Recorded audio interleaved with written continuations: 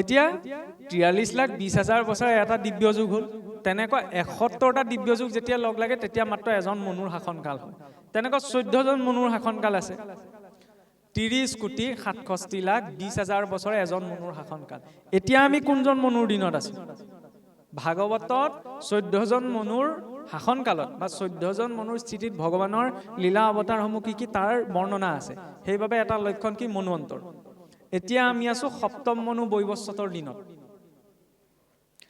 আৰু যেতিয়া এই 14 জন মনু পাৰ হৈ যায় তেতিয়া ব্ৰহ্মাদেৱৰ 12 ঘণ্টা পাৰ হয় দিনটোৰ 12 ঘণ্টা কেনেকৈ 12 ঘণ্টা হয় 432 কোটি বছৰে ব্ৰহ্মাৰ মাত্ৰ 12 ঘণ্টা কাৰণ ব্ৰহ্মা ক'ত আছে আমি আছো ভূলোকতহে নহয় জানো ভূলোকৰ পৰা ওপৰলৈ গৈ থাকিলে সময়ৰ গতি কমি যায় ব্ৰহ্মাদেৱ ক'ত আছে ভূলোক সুৰলোক মহলোক জনলোক তপলোক সত্যলোকে সীমা সত্যলোকত সময়ৰ গতিটো সেইকাৰণে আটাইতকৈ বোলে কম দশমত এটা প্ৰসংগ আহে এই ৰেৱতীৰ বিবাহৰ ৰেৱতীৰ পিতৃয়ে বোলে তেতিয়া দিনৰ ৰজাসকলৰ কেপাচিটি চাওক এই বোলে নিজৰ জীয়েকক বিয়া দিবলৈ যোগ্য ল'ৰা বিচাৰি পোৱা নাছিল এতিয়া তেওঁৰ মানে এডভাইস ল'বলৈ ভাবিলে কি মই এই মানুহক সোধাতকে চিধাই প্ৰজাপতি ব্ৰহ্মাক সুধি থৈ আহোঁ জীয়েকক লৈ পেলাই ব্ৰহ্মলোকলৈ গুচি গ'ল সেইখিনি সময়ত ব্ৰহ্মাদেৱে বোলে সৰস্বতীৰ বিনত শাস্ত্ৰীয় সংগীত শুনি আছিল অকণমান শুনি আছে ডিষ্টাৰ্ব নকৰোঁ বুলি অকণমান 1 মিনিট সময় ৰ'লে তাৰপিছত ব্ৰহ্মাদেৱে চকু মেলিলে আনন্দ মনেৰে সংগীত বোলে প্ৰজাপতি প্ৰণাম বোলে কি উদ্দেশ্যত আহিলা বোলে প্ৰভু কি ক'ম মই বোলে গোটেই ধৰণী মণ্ডলত মোৰ হেন এই যোগ্য কন্যা ৰেৱতীক দিবলৈ মই কোনো এজন ল'ৰা বিচাৰিয়ে পোৱা নাই গতিকে আপুনিয়ে কওক আপোনাৰ দৃষ্টিত যদি কোনোবা যোগ্য বৰ আছে তেতিয়া ব্ৰহ্মাদেৱে ক'ল তুমি বোলে বৰ ডাঙৰ কাম কৰিলা তুমি যে খন্তেক সময় ইয়াত ৰলা ব্ৰহ্মলোকত তুমি খন্তেক সময় ৰলাৰ কাৰণে পৃথিৱীত এতিয়া তোমাৰ 100 প্ৰজন্ম পাৰ হৈ গ'ল টাইম ৰিলেটিভ তাত 1 ছেকেণ্ড ইয়াত 100 যুগৰ সময় নহয়নে ইয়াত 432 কোটি বছৰ তাত ব্ৰহ্মাদেৱৰ 12 ঘণ্টা তেতিয়াহ'লে এটা দিনত কিমান হ'ব 864 কোটি বছৰ 864 কোটি বছৰে ব্ৰহ্মাৰ মাত্ৰ এটা দিন সেই এটা দিনক কি কোৱা হয় এটা কল্প তেনেকুৱা 108টা কল্প আছে 108টা কল্প যেতিয়া পাৰ হৈ যায় সেই ব্ৰহ্মাও ৰিটায়াৰ্ড হ'বলগীয়া হয় কিন্তু ইমান দীঘলীয়া সময়ছোৱাত ব্ৰহ্মাৰো মুকুতি নাই নভৰিলে ভুকতি সামান্যৰ কিবা কথা কহিব নিপুতি ভক্তিটো কিমান ৰিলেভেন্স আছে যে ইমান যুগৰ পিছত যুগ পাৰ হৈ যোৱাৰ পিছতো সেই ব্ৰহ্মাদেৱৰো মুক্তি পোৱা সম্ভৱ নহয় যেতিয়ালৈকে তেওঁ ভক্তি আচৰণ নকৰে ভক্তি মানে হৈছে সমৰ্পণ ভক্তি যেতিয়া ক্ষুধাত প্ৰৱেশ কৰে তেতিয়া সেই ক্ষুধাটো উপবাসলৈ ৰূপান্তৰ হৈ যায় যেনেকে এতিয়া ইমানখিনি সময় বহি আছে ভোকো লাগিছে চাগে হয়নে না ভোক লাগিছে উঠি যাবলৈও মন গৈছে বহুত সময় বহিলো এতিয়া যাওঁ আৰু কিবা এটা খাই আহোঁ তথাপি বহি আছে কোনে বহুৱাই ৰাখিছে কোনেওতো উঠি গ'লে বেয়া পাব বুলি কোনেওতো নাই কোৱা অনিচ্ছা সত্ত্বেও বা মনটোও কৈছে সামৰা হ'লে অকণমান চমু হোৱা হ'লে তথাপি বহি আছে কিবা এটা তেওঁৰ প্ৰতি আছে ন সেইখিনিতে তেওঁৰ প্ৰতি ৰিলেশ্যনটো বুজা যায় বাকী সকলো ৰিলেশ্যন অসাৰ বুলি যে কৈছে সম্পৰ্ক কাৰণ সকলো সম্পৰ্ক সংসাৰৰ ডিপেণ্ডেঞ্চি এটা আছে ক'ত ডিপেণ্ডেঞ্চ হয় 5টা বস্তু যাক আমি পঞ্চ তন্মাত্ৰ বুলি কওঁ শব্দ স্পৰ্শ ৰূপ ৰস আৰু গন্ধ কেনেকে চাওঁ আমি যে কৈ থাকোঁ যে শ্ৰদ্ধা ভক্তি ভাল পোৱা প্ৰেম এই সকলো শব্দ সংসাৰখনত ডিপেণ্ডেণ্ট হয় কেনেকে ডিপেণ্ডেণ্ট হয় এই 5টা বস্তু নোহোৱাকৈ কোনেও কাকো শ্ৰদ্ধা নকৰে কোনেও কাকো প্ৰেম নকৰে কোনেও কাকো ভাল নাপায় কেনেকে চাওঁ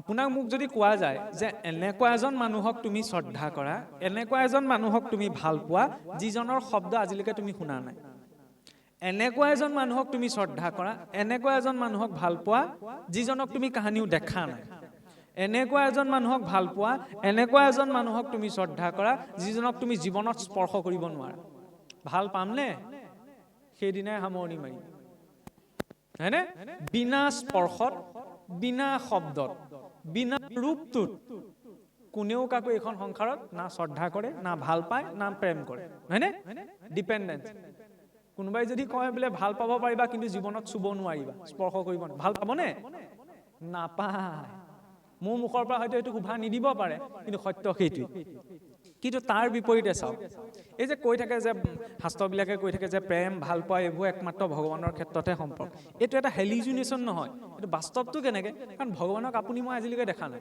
দেখিছোঁ জানো? আজিলৈকে চুই চাব পৰা নাই, তেওঁ কোনো শব্দ আজিলৈকে কাণেৰে শুনা নাই প্ৰত্যক্ষ ৰূপত, কিন্তু তথাপিতো তেওঁৰ প্ৰতিটো শ্ৰদ্ধা ভক্তি আছে, হয়নে নহয়? গতিকে ভগৱানৰ ক্ষেত্ৰতহে কোনো ডিপেণ্ডেঞ্চি নোহোৱাকৈ তেওঁক ভাল পোৱাটো, প্ৰেম কৰাটো বা শ্ৰদ্ধা কৰাটো সম্ভৱ। বাকী সকলো ডিপেণ্ডেঞ্চ, ইয়াক কোনোবা এটা কমি যাওঁ সেইখিনিতে শ্ৰদ্ধাও কমি যাব, ভক্তিও কমি যাব, চব কমি যাব সংসাৰত, হয়নে? এতিয়া চাওক যে ইমান জনম পাৰ কৰাৰ পিছতো ব্ৰহ্মাই মুক্তি নাপালে, কিয়? ভক্তি নকৰা বাবে। আমিতো গতি পোৱা সম্ভৱ নহয়। এতিয়া সেই ভক্তিক কৰিবলৈ হ'লে ইমান সুন্দৰভাৱে প্ৰকাশ কৰিছে যে ভক্তি যেতিয়া ক্ষুধাত জড়িত হয় তেতিয়া ক্ষুধা উপবাসলৈ পৰিৱৰ্তন হয়। ভক্তি যেতিয়া তৃষ্ণাত প্ৰৱেশ কৰে তেতিয়া সেই তৃষ্ণাও ঈশ্বৰৰ শৰণামৃতলৈ পৰিৱৰ্তন হয়। কেনেকৈ? পিয়াহ লাগিছে, পিয়াহ লগা পানীকণো যদি কৃষ্ণক চিন্তা কৰি খোৱা গৈছে তেতিয়াহ'লে সেয়াও ঈশ্বৰৰ শৰণামৃতি, হয়নে? ভক্তি যেতিয়া যাত্ৰাত প্ৰৱেশ কৰে তেতিয়াহ'লে যাত্ৰাও তীৰ্থ হৈ পৰে। ক'ৰবালৈ গৈ আছো গাড়ীতটো কি কাম কৰি যাব? ভগৱানৰ কথাকে চিন্তা কৰি, ভগৱানৰ নামকে লৈ, তেতিয়াহ'লে তাতোতকৈ উত্তম তীৰ্থযাত্ৰা নাই। কিন্তু মই যদি ভাদ মাহত গৈ বহুত দূৰৰ তীৰ্থলৈ গৈছোঁ, তীৰ্থ বাদেই দিছোঁ, আমাৰতো তীৰ্থ বুলি ক'লেও ভুল বুজে, নহ'লে কলি যুগত নালাগে বুলি কয় কিছুসকলে, বাৰু মানিয়ে লৈছোঁ। বৰদোৱা বৰপেটালৈকে গৈছোঁ যেনিবা, গৈ পেলাই ঢেকীয়াখোৱা মইনাপুৰী আমাৰ ৰাইজসকল ধৰি লওক ভাদ মাহত যেনেকৈ যায়, যোৱাত কোনো ধৰণৰ আপত্তি নাই, সেইটো আমাৰ পৰম্পৰা, ভাদ মাহৰ এটা মহত্বতা আছে, নহয়নে? কিন্তু গৈ পেলাই মই যদি আপোনাক ঠেলা মাৰি চাকি গছ জ্বলাই থৈ আহিছোঁ তেতিয়াহ'লে মোৰ সেয়া ভক্তি হ'ল জানো? সেইটো নাস্তিকতা। সন্মুখৰ হাতখলপীয়া আসনৰ ওপৰত ঈশ্বৰ বহি আছে বুলি মই কৈ আছোঁ, আকৌ নিজে মানিব পৰা নাই। যদি মই মানিলোহেঁতেন তেতিয়া মই আপোনাক ঠেলা মাৰি চাকি গছ জ্বলাই থৈ নাহোঁ। সেইটো নাস্তিকতা, কাৰণ মই মুখেৰেহে কৈছোঁ, মানি লোৱা নাই, হয়নে? সেইকাৰণে প্ৰকৃততে ঈশ্বৰৰ বিশ্বাসটো নাস্তিকতাৰ পৰাহে আৰম্ভ হয়, প্ৰথম প্ৰশ্নৰ পৰা, তেতিয়া স্পষ্টতাটো আহে। তাৰ পৰা মই এইটো কোৱা নাই কোনোবাই ঈশ্বৰক নামানো বুলি ক'ব। নামঘৰ ভাগলৈ সোমাই যাওঁতে বা ধৰি লওক এতিয়া লাহেকৈ শিৱৰাত্ৰি আহি আছে, শিৱসাগৰ ৰাইজেই দেখিব, নহয়নে? তাৰ মাজতে এই দৌলবিলাকলৈতো যায় ৰাইজ, নহয় জানো? যাওঁতে এই কাষে পথে যে ভিক্ষাৰী দুই এজন বহি থাকে, সকলোকেতো দিয়া সম্ভৱ নহয়, কিন্তু সামৰ্থ্য অনুসাৰে তেওঁলোকৰ এজনক কিবা এটা দিয়াটো প্ৰয়োজন। সেইটো হৈছে আচল ধৰ্ম। কাৰণ মন্দিৰৰ ভিতৰত বহি থকাজনক চাবলৈ, নামঘৰৰ ভিতৰত বহি থকাজনক চাবলৈ এখন ৰাইজ আছে, সেইজনৰ আকৌ কোনো নাই নহয়। কিছুৱে আকৌ লজিকটো লগায়, এইবোৰ তেওঁলোকৰ কৰ্মফল, আৰে মই যদি সেইডোখৰত বহিবলৈ পাওঁ, মোক যদি তেনেকৈ কয় মই কেনেকুৱা পাম, হয়নে নহয়? খন্তেকৰ ক্ৰিয়াতে ভিক্ষাৰীও ধনী হ'ব পাৰে, ধনীও ভিক্ষাৰী হ'বলগীয়া হয়। গতিকে প্ৰথম মানৱ সেৱাটো, নহয়নে? তাৰ জৰিয়তে ঈশ্বৰ তুষ্ট হয়। কিন্তু যদি মনুষ্যক বাদ দি পেলাই আমি তেওঁক পাবলৈ গৈছোঁ তেতিয়াহ'লে সম্ভৱ নহয়। মেণ্টেলিটিটো সলাব লাগিব। এজন পুত্ৰ যি পিতৃ মাতৃৰ শুশ্ৰূষা এনেকুৱাকৈ কৰিছে যে এনেকুৱা কেতিয়াবা হৈ যায়, মই সেইটো কাৰোলৈ কামনা কৰা নাই, কেতিয়াবা যে অন্তিম সময়ত শৰীৰটো যেতিয়া অপাৰগ হৈ পৰে তেতিয়া হয়তো যদি কোনোবা পিতৃ মাতৃয়ে যদি নিজৰ শয্যাখনতে বিষ্ঠামূত্ৰ ত্যাগ কৰিছে, হয়নে? এনেকুৱাও কেতিয়াবা মানুহৰ হৈ যায়, কি ঠিক মোৰো হ'ব লগা আছে। আৰু সেই পিতৃ মাতৃৰ বিষ্ঠামূত্ৰ যদি সেই শুই থকা শয্যাখনতে যি পুত্ৰ বা পুত্ৰীয়ে চাফ চিকুণ কৰি তেওঁলোকৰ শুশ্ৰূষা কৰিছে, সেইটো ধৰ্ম হ'ব নহ'ব? যেতিয়া গাঁৱত কথাটো গম পাব যে আমুকৰ ল'ৰাটোহে ক'ব লাগিব দেই, আমুকৰ ছোৱালীজনীহে ক'ব লাগিব দেই, মাক দেউতাকৰ বা কেতিয়াবা বেমাৰতো এনেকুৱা হ'ব পাৰে যে বেমাৰত সকলো যে ধুৱাই পখলাই ভাল শুশ্ৰূষা কৰিছে, ক'বনে নক'ব? ক'বনে? ক'ব। তাৰ বিপৰীতে আপোনাৰ মোৰ ঘৰলৈ লেট্ৰিন চফা কৰা মানুহজন আহকচোন, তেতিয়াহ'লে কি হ'ব? এইফালে নাহিবি, ইফালে এইটো কি? এফালে পিতৃ মাতৃ বিষ্ঠামূত্ৰ শয্যাখনত চফা কৰিলে কাৰণে সেইজন পুত্ৰ সন্মানিত হ'ল, আনহাতে আপোনাৰ মোৰ ঘৰৰ শৌচাগাৰটো চাফ কৰিবলৈ অহা মানুহজন মোৰ কাৰণে কি হ'ল? ম্লেছ হ'ল। পাৰ্থক্য আছে নাই? কামটোতো একেটাই কৰিছে। সেই দৃষ্টিকোণটো সলাব লাগিব। মই তাৰ পৰা এইটো কথা কোৱা নাই যে একদম ডিঙিতে গলা বান্ধি লগগে তেতিয়াহে মোলে, দৃষ্টিকোণটো সলাব লাগিব ন। তেওঁ কৰ্মটোতো সন্মান আছে, হয়নে নহয়? কিন্তু আমাৰ সেই সমানতাটো নাই। তাৰপিছত আমি কওঁ কামৰ কোনো সৰু বৰ নাই। কেনেকৈ সৰু বৰ নাই? নিজেই কৰি থৈছোঁ, এইটোতো কঠোৰ, মই কটুকে কৈছোঁ আৰু সেইকাৰণে এই দুটা বস্তু কম্পেয়াৰ কৰিছোঁ। সেই দৰ্শনটো আঁতৰাব লাগিব। ঈশ্বৰে সেইখিনিতহে দৃষ্টিটো দিয়ে। মই কিমান জানিছোঁ বুজিছোঁ সেইটো দৃষ্টি নিদিয়ে, কাৰণ অন্তিম সময়ত যেতিয়া মই কেকাব লাগিব একো মনত নাথাকে। জীৱনত কি পঢ়িলোঁ, যি কৰিলোঁ, কি বুজিলোঁ, একো মনলৈ অহা সম্ভৱ নহয়। তাৰ মাজত যি আচৰণ কৰিলোঁ সেই সংস্কাৰটোহে অন্তিম সময়ত মনলৈ আহিব, হয়নে? সেইকাৰণে তেওঁৰ কামটোৱে হওক, এখেতৰ কামটোৱে হওক, চাওঁতে যে ঈশ্বৰে তেওঁক নিয়োগ কৰিছে, সেই কৰ্মটোৰ প্ৰতি সন্মান জনাই নিজৰ যিটো ৰোল, সেই ৰোলটো প্লে কৰিব লাগে। ভক্তি যেতিয়া গৃহত প্ৰৱেশ কৰে, তেতিয়া গৃহখন মন্দিৰলৈ পৰিৱৰ্তন হৈ যায়। ভক্তি কেনেকৈ গৃহত প্ৰৱেশ কৰিব? আৰু এই ঘৰখনত যদি পুৱা গধূলা নামঘৰত যে দবাকোপটো মৰা যায়, দবাকোপটো কিহৰ বাবে মাৰে বাৰু? ভগৱানৰ কাৰণে, হয়নে নহয়? দেৱবাদ্য। দবাটো ভগৱানৰ কাৰণে বজোৱা নাযায়।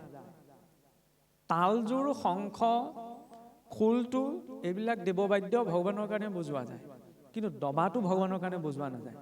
কাৰ বাবে বজোৱা যায়? মানুহখিনিৰ কাৰণে। সেইটো এটা ছিগনেল হয়। উপনিষদৰ 3টা মন্ত্ৰ আছে, সেই 3টা মন্ত্ৰত দবাকোপটো থোৱা যায়। ইমানলৈকে নিৰ্ণয় আছে যে দম, দয়া, দান। ৰগৰ দিয়ে সেইটো নিজা প্ৰতিভাৰ কথা, হয়নে? দম, দয়া, দান। সন্ধ্যা লাগিলে মনত পেলাই দিয়ে, এতিয়া অকণমান নিজকে দমন কৰা, হয়নে? নিজৰ ওপৰত দয়া কৰা। কিমাননো ইফালে সিফালে গৈ থাকিবা, ঈশ্বৰক চিন্তা কৰা। সম্যক শ্ৰদ্ধায়ে তিথি সন্ধ্যা। দান কৰা, নিজেও ঈশ্বৰৰ নাম লোৱা। দান কোনটো? আনকো ঈশ্বৰৰ নাম লো বুলি কোৱা, হয়নে নহয়? দবাকোপটো শুনাৰ লগে লগে চকীখনৰ পৰা উঠিও কৃষ্ণ কৃষ্ণ কয় নকয়? নোকোৱাটো বেয়া কথা, ক'ব লাগে, কাৰণ বাকীখিনি সময়ত মনত নাথাকিলে অন্তত সন্ধ্যা সময়তো যাতে তেওঁ ঈশ্বৰক চিন্তন কৰিছে, সেইকণো বহুত। সেইবাবে এইখিনি ব্যৱস্থা দিয়া হৈছিল, হয়নে? আৰু পুৱা গধূলা যেতিয়া প্ৰতি ঘৰ গৃহতে চাওকচোন, এই মগনা গাঁও নপুখুৰী চুকৰ ৰাইজৰ ঘৰৰ প্ৰতি ঘৰৰ মানুহৰ পৰা পুৱা গধূলা যদি ঈশ্বৰৰ প্ৰাৰ্থনা এটা, ঘোষা এফাকি, কীৰ্তনৰ পদ এটা যদি ওলাই আহিবলৈ হয়, গাঁওখনৰ পৰিৱেশটো কেনেকুৱা হ'ব, হয়নে নাই? সেইটোৱেতো লাগে। কিন্তু বোলে গোঁসাই ঘৰ আছে, ককাই চাকি গছ দিলেগৈ, ককাই নাম গাইছে নহয়, সেয়া নহয়। সেইটো তেওঁৰ দায়িত্ব। সেৱাভাগ কৰিবলৈ গৃহত থকা প্ৰতিজন সদস্য যাব লাগিব, নহয়নে? নথকাসকল নাই, বা থাকিব নোৱাৰা সকলো নাই, কিন্তু থকা কেইজনটো যাব লাগিব। কিন্তু যায় জানো আমাৰ? সকলোৱে কিন্তু নাযায়। সেইটো লাগিব। ভাগৱত তেতিয়া আৰম্ভণি হ'ব জীৱনত।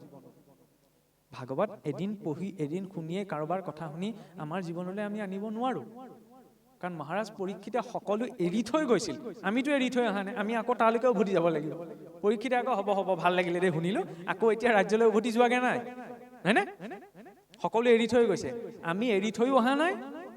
আমি খন্তেকৰ কাৰণে আহিছোঁ, আকৌ পৰিভ্ৰমী চৰাইৰে তালৈকে উভতি যাব লাগিব, মানে সংসাৰখনলৈ।